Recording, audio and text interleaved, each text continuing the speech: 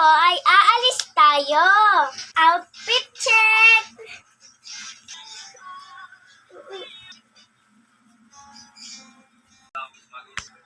So, ito nga lang ang susuotin ko dahil tag-ulan. Pupunta po kami sa school dahil pasukan na po sa Monday. Kaya nga po ako nakabihis dahil kukuha po kami ng schedule.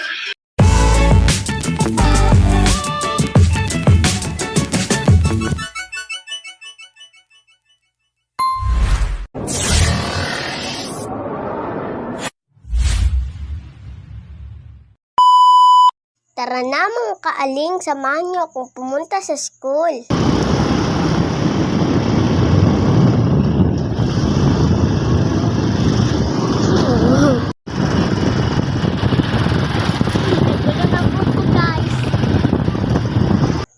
Andito na po tayo sa school mga kaaling. Tara, pasok po tayo, samahan niyo po ako.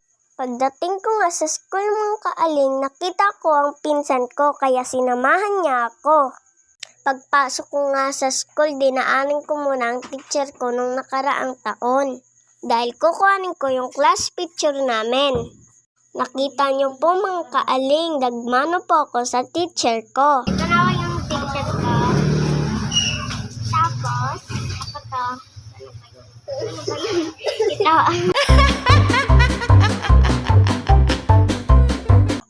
Pupunta na po tayo sa classroom kung saan ako papasok ngayong pasukan.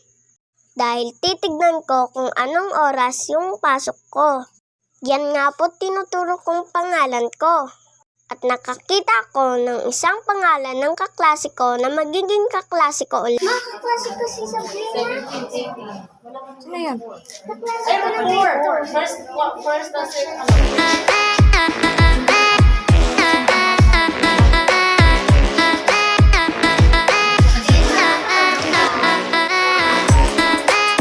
At yun lang po ang pinunta ko sa school para malaman ang schedule ko. Para sa Monday, hindi na ako malilito kung saan ako pupunta. At tinuturo nga pala ng pinsan ko dyan kung saan ang magiging room niya. Yun lang po, God bless.